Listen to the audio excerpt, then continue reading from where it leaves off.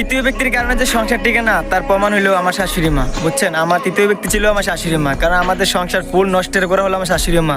ছিল আমাদের সংসারের মধ্যে প্রত্যেকটা বেজার লাগাইতো আমার শাশুড়ি আম্মা। একটা কথাই বলি, ইতিহাস সাক্ষী থাকবে আমার জীবনে আমার শাশুড়ি আম্মার কারণে আমরা দুজনে মিল হয় নাই, এমনকি আমাদের সংসার টিকে হয় নাই।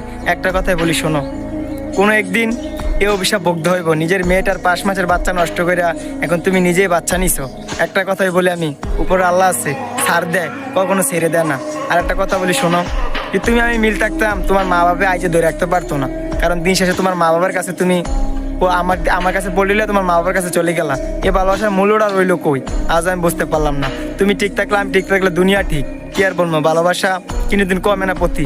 আজও আমি তোমাকে ভালোবাসি, হয়তো তুমি ভালোবাসো না আমার। যদি ভিডিওটা সামনে পড়ে একটু দেখে যাবে ভিডিওগুলা, বুঝছো। আমার যত ভিডিওগুলো আমি তোমার নিয়েই করি, হয়তো প্রত্যেকটা ভিডিও আমি তোমার নিয়ে করি, কারণ আমি জানি ভিডিওটা হয়তো তুমি দেখো না আমার ভিডিওগুলো, কিন্তু একদিন দেখতে হবে। আমি চাই আমার ভিডিওগুলো এমন কোনো গ্রামও বাদ নাই যে আমার ভিডিওগুলো না দেখুক মানুষ, সবার কাছে পৌঁছাবে। আর ইনশাল্লাহ আমার পেজটা চিনে রাখবেন। আর একটা কথা বলি কি, হয়তো আমি এখন 15 সেকেন্ডের 10 সেকেন্ডের ভিডিওগুলো করি, এখন আর সে আগের মতন ভিডিওগুলো করি না। কারণ আগে তো হেয়ার নিয়ে ভিডিও করতাম, হেয়ার মুখের মাঝে আগে আমি স্টিকেট মারতাম না, এখন আমি কি স্টিকেট মেরে দেয় হেয়ার মুখের মাধ্যমে।